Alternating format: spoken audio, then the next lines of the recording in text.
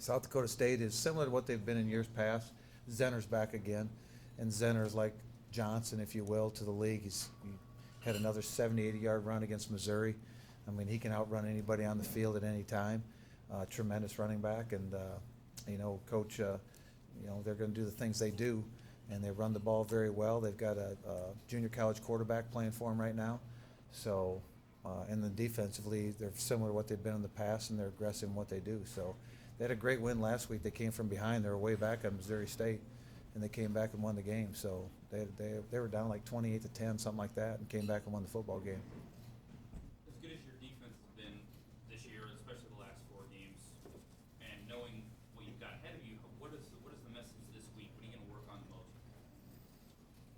Oh, we need to build. We need to build off what we just did. If we can keep building off that and creating more,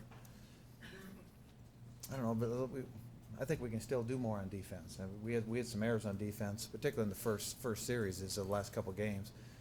But I'm more concerned about the entire football game. And we got the turnovers, we got the sacks, which were good last week. But I still think we can do more. We gave up some runs we didn't need to give up last week. So I just think we need just a little bit more consistency throughout the 4 quarters, but I still want some more tenacity out of them too. We're getting there.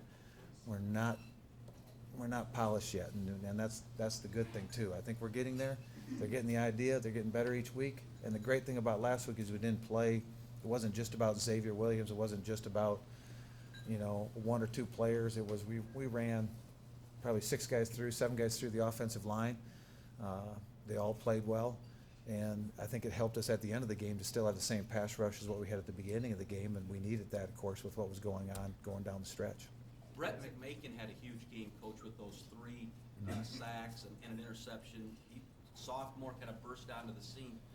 Just tell us about McMakin. Well, Brett had a really good game. Brett's getting more consistent each game. He got his first couple starts last year, and each game he's gotten better. So that was a big thing for our defense, is he had to grow. And each week I go in there looking at can he play this style of defense versus this particular offense? And he's proven that he can. And that last week was a big test for him because it was more of a spread offense, and he's a big man playing an outside linebacker out to the field. And he did a great job last week. I mean, he came with the speed that we'd hoped he'd come with on the rushes. He read his blocking schemes the way they're supposed to be read, and he did a great job in pass coverage. Each week he's better in pass coverage, which makes him a better linebacker. So that's what he's learning. But he's really done a nice job, and he's getting better each week. So hopefully he continues to grow. Is the targeting and ejection stand, or is that reviewable yet? Yeah, they reviewed it. I mean, we got Max got thrown out got ejected for that hit, and I understand the view that they had from the TV copy was they only had the TV version on one side of the field, so you saw the back of the hit. We have the tight copy. We sent the tight copy in to be reviewed again. I haven't received word back, but he was. You see his eyes. He's looking at the ball all the way. In the last second, he turns because he sees he can't get to the ball, and they just hit face mask to face mask because they were just more of a. If you look at them both in still footage, they're both trying to avoid the hit, but it's too late. It's straight on hit.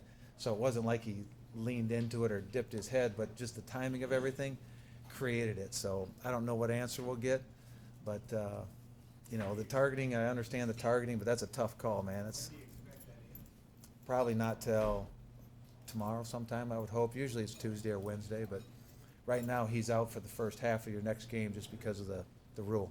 The league office could overturn that, though? I'm not even sure about that because they looked at it in instant replay.